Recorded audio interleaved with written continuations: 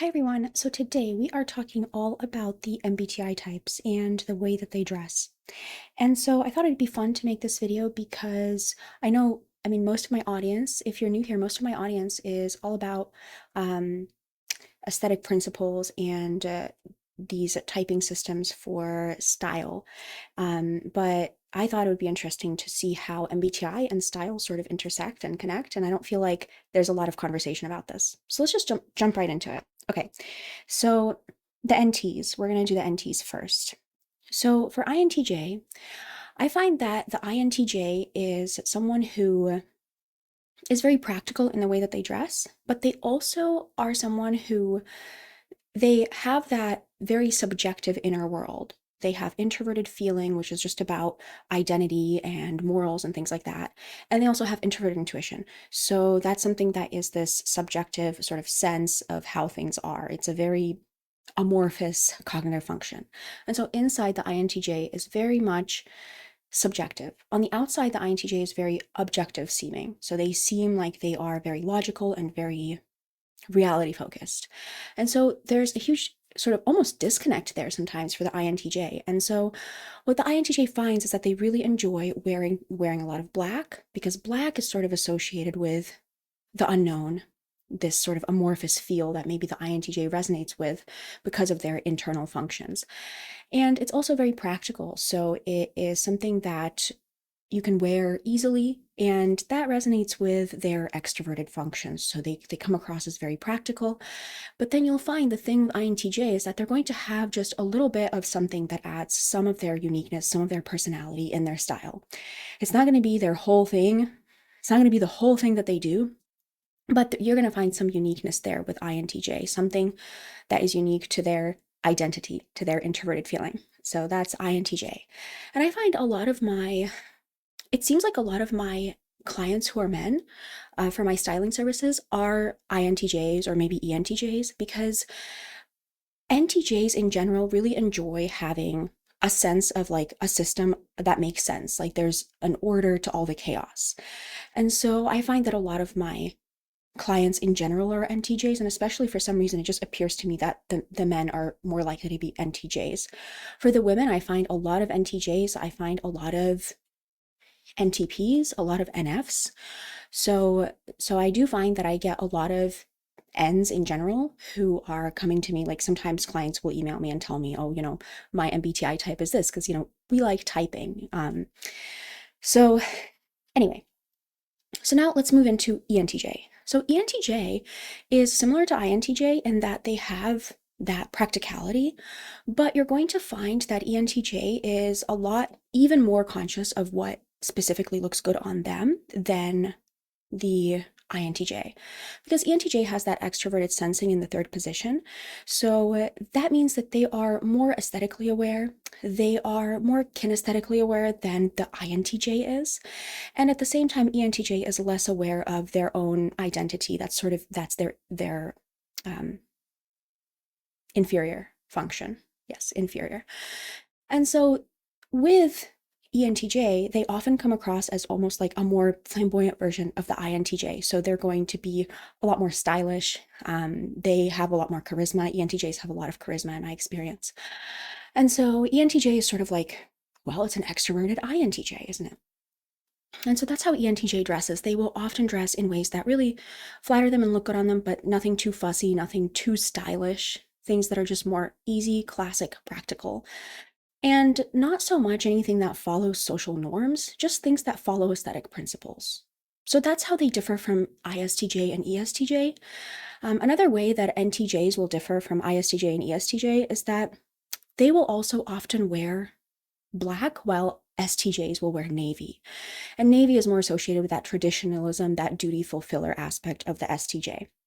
Okay, so now we have INTPs and ENTPs. So INTPs and ENTPs, you guys, the earth tones, like something about the earth tones, lots of earth tones, either because you purchased the item in an earth tone or because it has now faded to be an earth tone. So NTPs are notorious for really not caring what they look like. They will wear just whatever. They don't have any, they don't have extroverted sensing. They don't have that kinesthetic like tendency or like a way to think that way. They don't really think that way. They tend to be very abstract in their thinking with their extroverted intuition.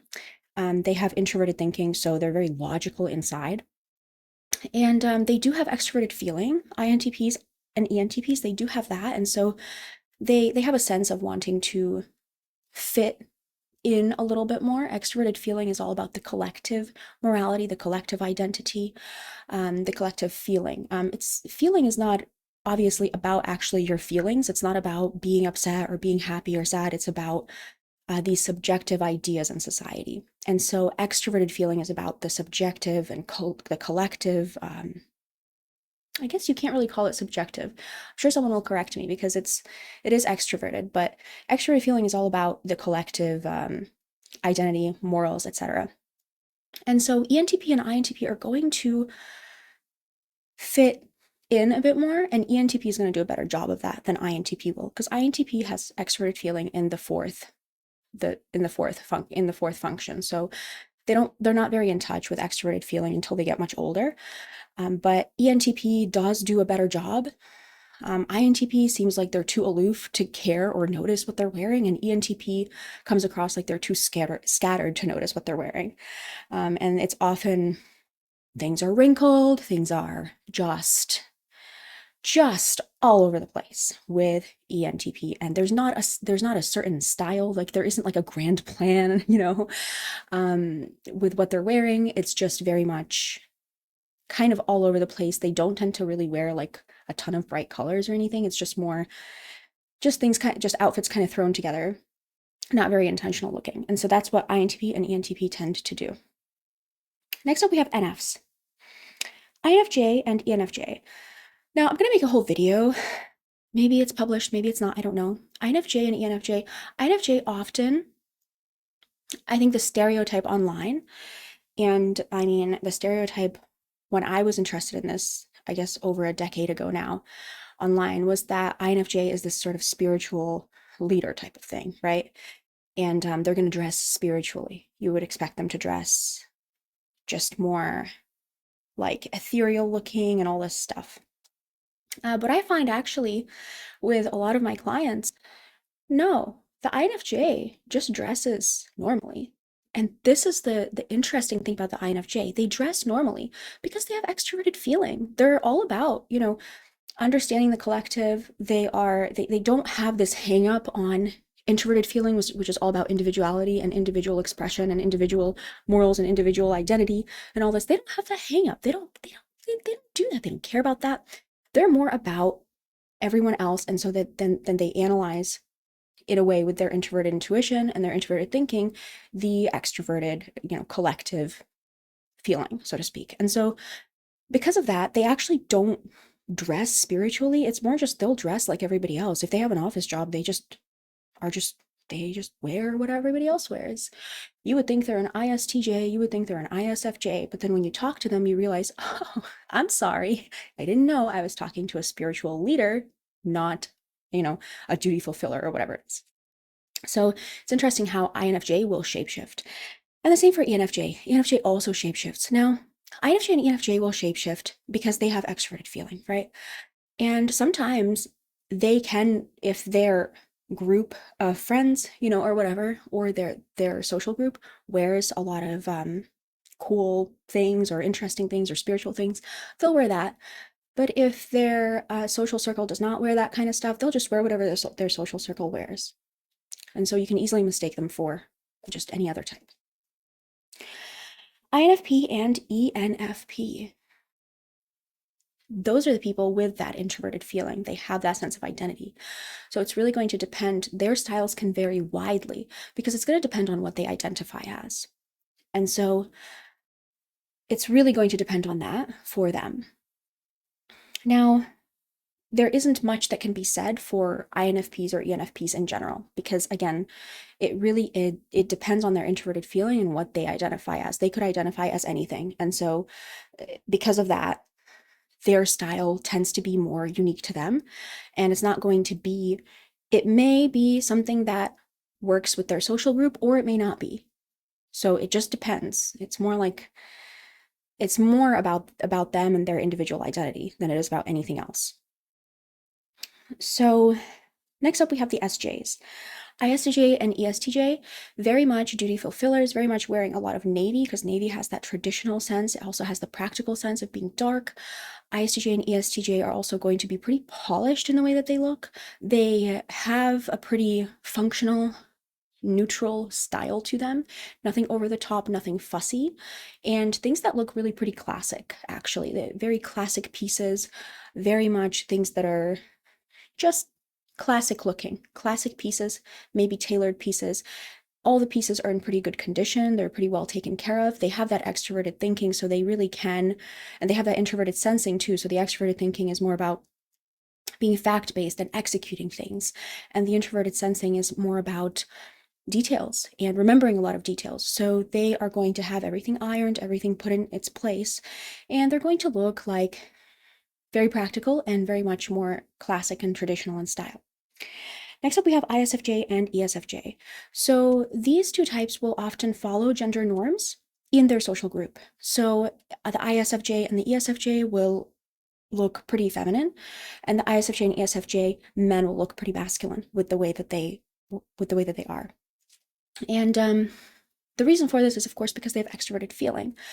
And so you may actually find, again, for ISFJ and ESFJ, that they fit into their group. And so you may find that an ISFJ who is a part of a church is going to dress like she's going to church. An ISFJ who happens to be in STEM, she's going to dress like she's in STEM. An ISFJ who is in the art field is going to dress like she's in the art field.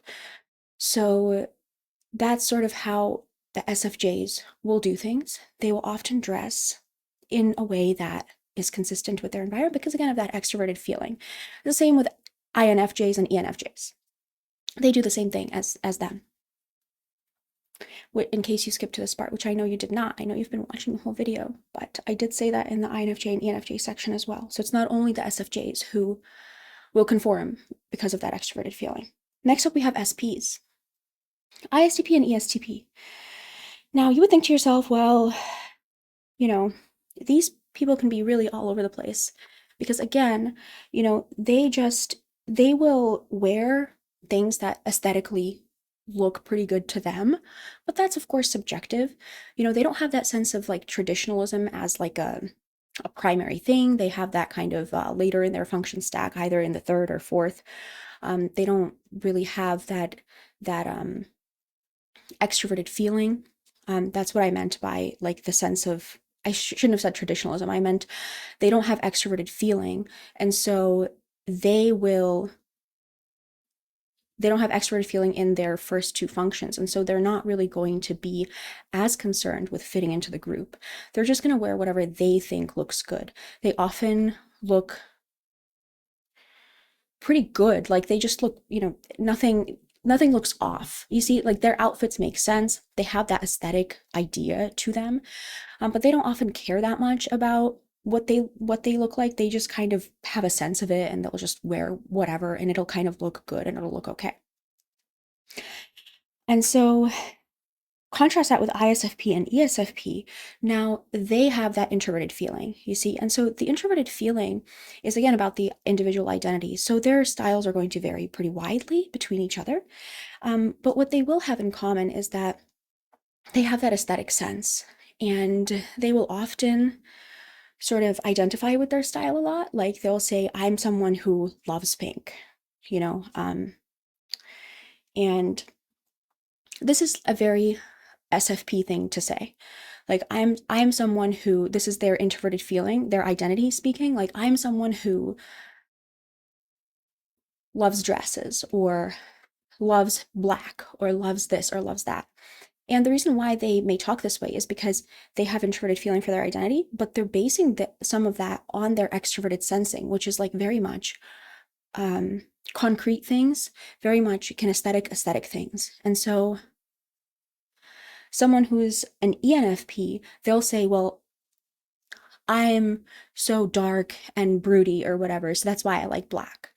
But the ENFP and the ESFP and the ISFP, they're just going to say, I like black, like directly, not because of something, not because of some theoretical concept, so to speak, but because they simply like it.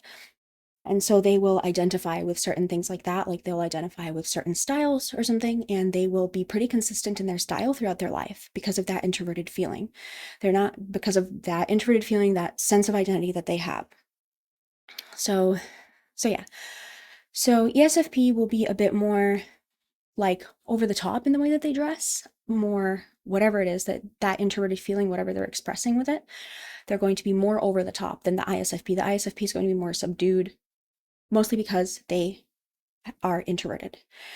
And also because their extroverted sensing is in the second position. So they're not going to be as expressive, like physically, or aesthetically as the ESFP.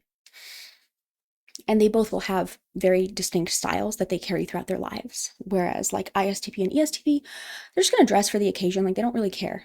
They don't really care. They look good. They look, whatever, but they're not going to be like, this is my personal style. Like not really, not for ISTP and ESTP. I think that's it, you guys. And so the reason why I wanted to make this video at all is because a lot of my videos and a lot of my audience, if you don't have no idea what's going on or who I am, a lot of my audience is actually interested in Kibi body typing, in color typing and things like that.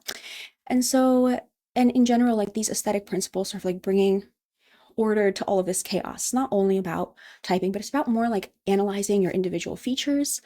And recently I've been making more videos on things like that, like analyzing your individual features, understanding your features, why certain things look the way that they do on you, and really bringing order to the chaos. Yeah, so a long time ago, about 10 years ago, I was obsessed with MBTI. I loved MBTI. I read that section of Carl Jung's book on the cognitive functions. I was really interested in it. I got professionally typed and everything, and I thought that was just, it was amazing. It was so fun. And so I figured that maybe people who are interested in MBTI, like I was, and like I still am, would also be interested in the kind of stuff that I talk about on my channel. So I thought it'd be interesting to put those two together and talk about style and MBTI together, because I feel like there isn't that much talk about that, especially not from someone who, I was obsessed with MBTI for a long time, but then also I've been working with clients and styling clients like as an image consultant for the past 5 years. That's how I make my living. So for the past 5 years, 5 or 6 years, I've been basically exclusively doing, image consulting through this channel and with my clients. And so I thought it would be interesting, maybe I could add something to the conversation about how different types dress, because before I was into both of these topics for a long time, so it's hard to say what, but I have had all of this MBTI, like Jungian function knowledge on me for the past decade or so. And so I've just really been observing people and thinking, okay, well, like, what's their personality type and also how are they dressing? Because again, I'm also an image consultant. So I feel like I have that kind of like experience or something that I just happened to have. And I realized that maybe it may be interesting. I don't know. So I hope that it was. Oh, if you're interested in booking styling services with me, then you can take a look at the link below on how you can book styling services with me. Let me know your thoughts. What is your MBTI type and how do you dress? I would be very curious to know that. What is your MBTI type and how would you say you dress? Do you have a certain style that you've carried throughout your life, or do you just wear anything that you think aesthetically looks good? How is it that you dress? What's your process for getting dressed? Let me know in the comments. I'd love to know. Okay, thank you for watching and I will talk to you next time. Okay, bye.